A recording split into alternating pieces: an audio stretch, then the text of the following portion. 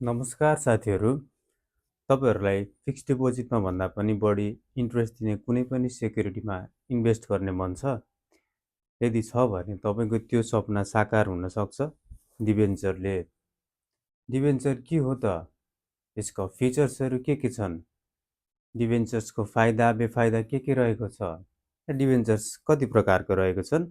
यी सम्पूर्ण कुराको जानकारी आज हामी यस भिडियोबाट लिनेछौँ। आउनुहोस् सुरु गरौँ। डिबेन्चर भनेको कम्पनीहरूले लामो समयको लागि ऋण लिनको लागि प्रयोग गर्ने एउटा साधन हो, एउटा इन्स्ट्रुमेन्ट हो, जुन ऋण लिएर कम्पनीहरूले आफ्नो एक्सपेन्सन ग्रोथको लागि साथसाथै विभिन्न हेभी प्लान्ट, मेसिन र इक्विपमेन्टहरू खरिद गर्नको लागि प्रयोग गर्ने गर्दछन्। डिबेन्चर्सलाई नेपालमा गभर्न गर्ने काम कम्पनी एक्ट र सेक्युरिटी एक्टले गरिरहेको छ भने यसलाई रेगुलेट गर्ने काम चाहिँ नि नेपाल राष्ट्र ब्याङ्क र धितोपत्र बोर्ड 7ले गर्दै आइरहेको छ। आउनुहोस् यसपछि हामी डिबेन्चरको केही फिचर्सको बारेमा बुझौँ। जो प्रिन्सिपल अमाउन्ट प्रिडिटरमाइन्ड हुन्छ। प्रिन्सिपल अमाउन्ट प्रिडिटरमाइन्ड भन्नाले कम्पनीहरूले डिबेन्चर इस्यु गर्ने बेलामा कति अमाउन्टको डिबेन्चर इस्यु गर्ने हो भनेर पहिले नै फिक्स गरेको हुन्छ। र जुन त्यो फिक्स गरेको अमाउन्ट छ त्यसलाई प्रिन्सिपल अमाउन्ट भनिन्छ। त्यसैले यो प्रिन्सिपल अमाउन्ट प्रिडिटरमाइन्ड हुन्छ। दोस्रो रहेको छ कुपन रेट फिक्स हुन्छ। कुपन रेट भनेको इन्ट्रेस्ट रेट हो भनेर बुझ्न सकिन्छ। जसरी तपाईहरूले ब्याङ्कबाट लोन लिनुभयो भने ब्याङ्कलाई सर्टेन % इन्ट्रेस्ट तिर्नुपर्छ, त्यसै गरी डिबेन्चर इस्यु गरेर कम्पनीले हामीसँग लोन लिएको हो, त्यही भएर कम्पनीले हामीलाई पनि सर्टेन % ब्याज दिन्छ र उक्त ब्याज भनेको कुपन रेट हो। यस अर्थमा कम्पनीले ऋण लिए बापत हामीलाई तिरेको ब्याज नै कुपन रेट, इन्ट्रेस्ट रेट एउटै कुरा हो। अर्को रहेको छ यसको मच्युरिटी पिरियड फिक्स हुन्छ। कम्पनीले डिबेन्चर इस्यु गर्ने बेलामा कति समयको लागि इस्यु गर्नेको पहिल्यै फिक्स गरेको हुन्छ। तपाईहरूले लगानी गर्नुभएको पैसा कति अमाउन्टको डिबेन्चर छ त्यो टोटल अमाउन्ट यति समयपछि कम्पनीले रिपेमेन्ट गर्छु भनेर फिक्स गरेको समय भनेको तपाईको मच्युरिटी पिरियड या द मच्युरिटी डेट हो।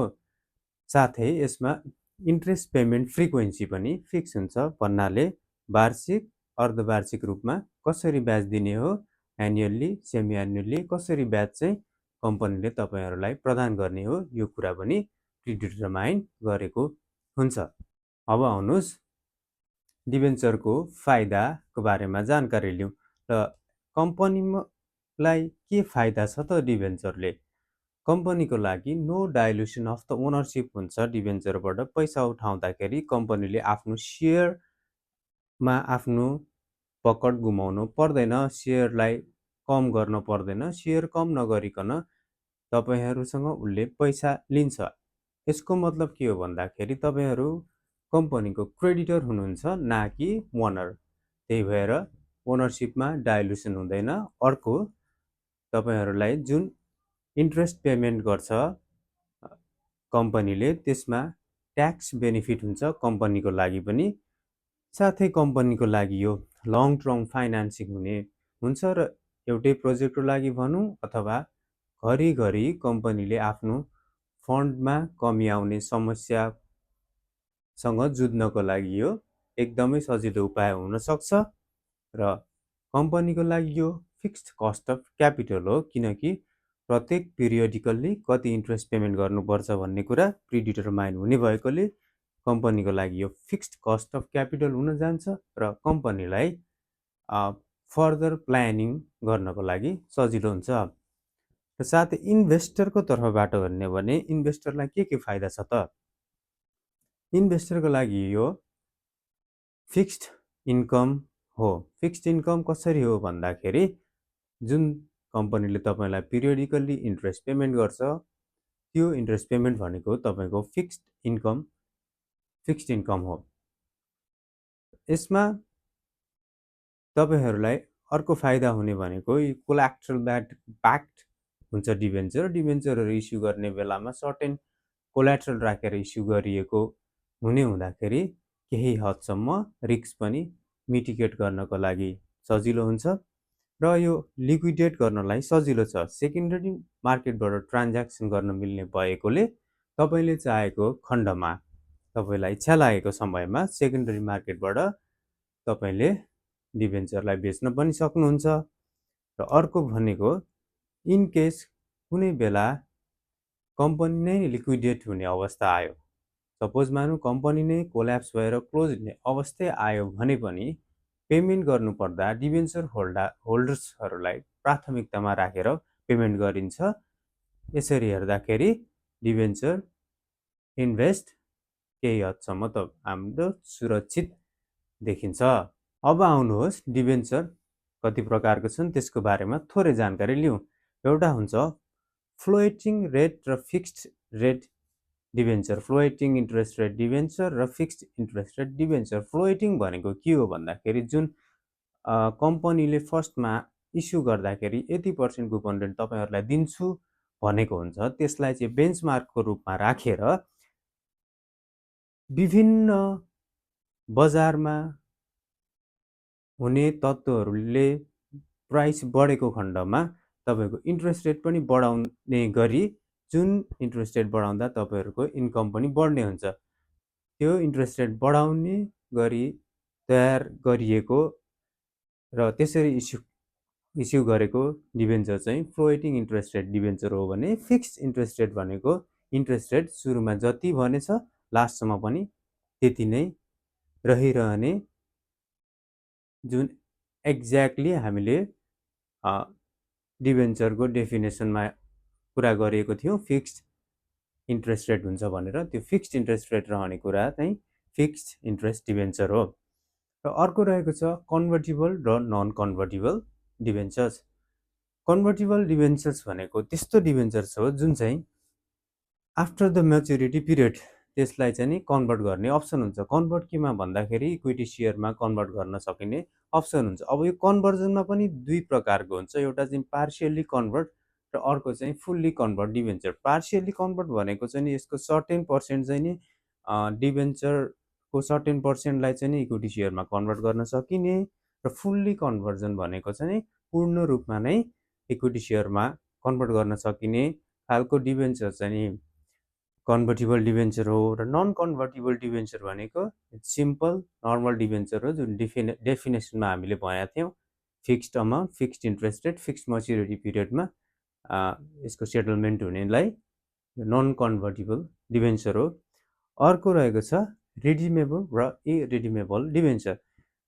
रिडिमेबल डिभेन्चर भनेको एज इट इज डिभेन्चरको डेफिनेसन टाइपको एक्ज्याक्ट टाइममा यसको अवधि सकिन्छ र यसको पेमेन्ट गरेर डिभेन्चरको सेटलमेन्ट गरिन्छ। तर इरिडिमेबल डिभेन्चर भनेको यसमा म्याच्युरिटी पिरियड हुँदैन, यसलाई पर्पेचुअल डिभेन्चर पनि भनिन्छ। यसमा चाहिँ तपाईँको एकचोटि इस्यु गरिसकेपछि यसको म्याच्युरिटी पिरियड हुँदैन, कम्पनीले यसमा जति पनि कुपन रेट इन्ट्रेस्ट हुन आउँछ त्यो पेमेन्ट गरि नै रहन्छ। एज लङ एज कम्पनी चलिरहन्छ तपाईँलाई पेमेन्ट गरिरहन्छ। अर्को रहेको छ रजिस्टर र बियरर डिभेन्चर। अब रजिस्टर डिभेन्चर भनेको चाहिँ नि त्यस्तो डिभेन्चर हो जुन चाहिँ तपाईँले सेकेन्डरी मार्केटबाट तपाईँको ओनरसिप ट्रान्सफर गर्नुभयो भन्नुको मतलब सेकेन्डरी मार्केटमा त्यसलाई बेच्नु भएको खण्डमा पनि कम्पनीलाई जानकारी दिनुपर्ने हुन्छ, जुन चाहिँ कम्पनीमा रजिस्टर गरेर राखिएको हुन्छ कि ओनर को हो भनेर, त्यसलाई भन्छ रजिस्टर डिभेन्चर। र बियरर डिभेन्चर भनेको चाहिँ कस्तो हो भन्दाखेरि तपाईँले चेकबाट कारोबार गर्नुभएको छ भने बियरर चेक हुन्छ। जस्तो एले बीको नाममा चेक काटे पनि सी गएर साट्न सक्छ। त्यो कसरी बुझ्यो भने सीलाई नै त्यो चेकको ओनर मानियो, त्यो पैसा जति अमाउन्टको चेक छ त्यो अमाउन्टको हकदार जसको हातमा त्यो चेक छ उसैलाई मानियो। एक्ज्याक्टली सेम कुरा डिभेन्चर बियरर डिभेन्चरमा पनि त्यो डिभेन्चर पेमेन्ट गर्नुपर्ने टाइममा कम्पनीले पेमेन्ट गर्नुपर्ने टाइममा रिपेमेन्टको टाइममा जसको हातमा डिभेन्चर छ उसैलाई डिभेन्चर ओनर मानिन्छ। अनि अर्को यो रहेको छ सेक्योर र अनसेक्योर डिभेन्चर। सेक्योर डिभेन्चर भनेको चाहिँ कोल्याट्रलहरूले र पुल अफ एसेट्सहरूले सेक्योर गरेर निकालिएको इस्यु गरेको डिभेन्चर चाहिँ सेक्योर डिभेन्चर हो भनेदेखि अनसेक्योर डिभेन्चर भनेको चाहिँ कुनै पनि एसेट्स ब्याक नभएको कुनै पनि कोल्याट्रल नभएको डिभेन्चरहरू चाहिँ अनसेक्योर हो र म्याक्सिमम केसमा अनसेक्योर डिभेन्चरहरू नै इस्यु भइरहेको हुन्छ। आउनुहोस् यसलाई कसरी खरिद बिक्री गर्न सकिन्छ त यसको बारेमा हामी जानकारी लिउँ। डिभेन्चर खरिद गर्नलाई सजिलो छ। तपाईहरूले आइपिओ किने जस्तै गरी मेरो सेयरको पोर्टलमा गएर डिभेन्चरलाई किन्न सक्नुहुन्छ। यति हो त कुरा चाहिँ ध्यान राख्नु पर्यो कि कुनै पनि कम्पनी इन्स्टिट्युसनहरूले कहिले चाहिँ डिभेन्चर इस्यु गरिरहेको छन् यो कुरालाई ध्यान राखेर तपाईँले मेरो सेयरको पोर्टलमा गएर सजिलैसँग डिभेन्चर खरिद गर्न सक्नुहुन्छ। र अहिलेसम्मको नेपालको हकमा चाहिँ नि डिभेन्चरको एक किताको भ्यालु 1000 र मिनिमम 25 किता खरिद गर्नुपर्ने प्रावधान छ। यस अर्थमा एकचोटि तपाईँले डिभेन्चर खरिद गर्दा कम्तीमा 25,000 बराबरको खरिद गर्नुपर्ने व्यवस्था रहेको छ। र यसको सेकेन्डरी मार्केट अपरेसन भनेको स्टक एक्सचेन्जले नेफ्से नेपाल स्टक एक्सचेन्जले गर्दै आइरहेको छ। र यसपछि म तपाईँलाई लास्टमा एउटा एकदमै इम्पोर्टेन्ट कन्सेप्टको बारेमा बताउन गइरहेको छु। त्यो के हो भन्दाखेरि क्रेडिट रेटिङ। क्रेडिट रेटिङ कसको त भन्दाखेरि कम्पनीजहरूको क्रेडिट रेटिङ भनेको के हो भन्दाखेरि कम्पनीको क्रेडिट वर्दिनेस मापन गर्ने एउटा सिस्टम हो। र क्रेडिट वर्दिनेस के हो भन्दाखेरि फ्युचरमा कम्पनीले तपाईँहरूलाई जुन तपाईँ डिभेन्चर किन्दा तपाईँको प्रिन्सिपल अमाउन्ट पनि एउटा मच्युरिटी पिरियड पछि त पेमेन्ट गर्नु पर्यो र पिरियडिकल्ली इन्ट्रेस्ट पनि गर्दै गरिरहनु पर्यो। कम्पनीको त्यो पिरियडिकल्ली इन्ट्रेस्ट पेमेन्ट गर्ने क्यापेसिटी कति छ र फ्युचरमा तपाईँहरूको लगानी सुरक्षित हुने र फ्युचरमा कति सेक्योर छ तपाईँको इन्कम रिपेमेन्ट आउने कति ग्यारेन्टी हुनसक्छ भनेर कम्पनीको रिस्कलाई अध्ययन गरेर रेटिङ प्रदान गर्ने एउटा सिस्टम हुन्छ। त्यो सिस्टमबाट चेक गर्ने कम्पनीको क्रेडिट वर्दिनेस हो र त्यो सिस्टमबाट जुन रेटिङ दिन्छ त्यो चाहिँ क्रेडिट रेटिङ हो है त। इन्टरनेसनल फ्रेमवर्कमा कम्पनीहरू जस्तो एसएनपी मुडिजहरू जस्ता फिच जस्ता कम्पनीहरूले क्रेडिट रेटिङ प्रदान गर्दै आइरहेको छन् भने नेपालमा इक्रा केयर जस्ता कम्पनीहरू एजेन्सीहरूले रेटिङ प्रदान गर्दै आइरहेको छन्। अब हेर्नुहोस् हामीले कुनै पनि कम्पनीको डिभेन्चर्स खरिद गर्नुभन्दा अगाडि यसको क्रेडिट वर्थिनेस हेर्नुपर्छ भनेर भर्खरै बुझ्यौँ। तर यो क्रेडिट रेटिङ निकाल्नको लागि त्यति सजिलो भने चाहिँ छैन है। एज अ इन्डिभिजुअल हामीले कम्पनीको पास्ट पर्फर्मेन्सदेखि लिएर फाइनेन्सियल्स पर्फर्मेन्स पास्ट प्रोफिटेबिलिटीहरूदेखि लिएर हरेक डकुमेन्टको अध्ययन गरेर कम्पनीको राम्रोसँग अध्ययन गरेपछि मात्र हामीले रेटिङ निकाल्न सक्छौँ। जुन कुरा हाम्रो लागि त्यति सहज नहुन सक्छ। सजिलै डाटा अभाइलेबल नहुन सक्छ, हामीसँग त्यो रिसोर्सेस पनि नहुन सक्छ कि एनालाइसिस गर्नलाई, अथवा हामीसँग टाइम पनि नहुन सक्छ। त्यसको लागि भनेको हामीले हेर्ने भनेकै यो एजेन्सिजहरू जस्तो अघि भर्खर मैले नाम लिएँ इक्रा केयर जस्ता एजेन्सीहरूले प्रदान गरेको रेटिङ। तपाईँहरूले यहाँ क्रिसेल, इक्रा र केयर जस्ता रेटिङ एजेन्सीले प्रोभाइड गरेको रेटिङ देख्न सक्नुहुन्छ, जहाँ AAA रेटिङदेखि CD रेटिङसम्म प्रदान गरेका छन्। AAA रेटिङ भनेको गोल्ड स्ट्यान्डर्ड कम्पनी, जसको चाहिँ नि रिस्क एकदमै कम र रिटर्न पनि अलिक कम हुने गर्दछ भने CD रेटिङ भएको कम्पनीहरूको रिस्क अलि बढी र त्यसअनुसार रिटर्न पनि अलिकति बढी हुने गरेको पाइन्छ। यसले हाई रिस्क हाई रिटर्नलाई सम्बोधन गरेको देखिन्छ। र बाँकी भनेको तपाईँले आफ्नो कुनै पनि इन्भेस्टमेन्ट डिसिजन गर्नुभन्दा अगाडि राम्रोसँग अध्ययन गर्नुहोला। आफूलाई कस्तो खालको एसेट्समा इन्भेस्ट गर्न मन लागेको छ, कस्तो खालको सेक्युरिटीमा इन्भेस्ट गर्न मन लागेको छ, कस्तो पोर्टफोलियो बनाउन मन लागेको छ, त्यो आधारमा सेल्फ एनालाइज गरेर इन्भेस्ट गर्नुहोला। तपाईँहरूलाई इन्भेस्ट गर्नको लागि सेयर्स हुनसक्छ, डिभेन्चर, बोन्ड हुनसक्छ र तपाईँहरूलाई बोन्ड्स डिबेन्चर सम्बन्धीको भिडियोहरू हेर्न मन छ भने मैले यसको भिडियो बनाएको छु, लिङ्क म डिस्क्रिप्सनमा राखिदिन्छु, त्यो पनि हेर्नु होला। साथसाथै तपाईहरूलाई ट्याक्स सम्बन्धी, अकाउन्ट सम्बन्धी, फाइनेन्सियल नलेज सम्बन्धीको भिडियो मनपर्छ भने च्यानललाई सेयर गरिदिनु होला, सब्सक्राइब गरिदिनु होला र ओभरअल सपोर्ट गरिदिनु होला। हस्, थ्याङ्क यू सो मच।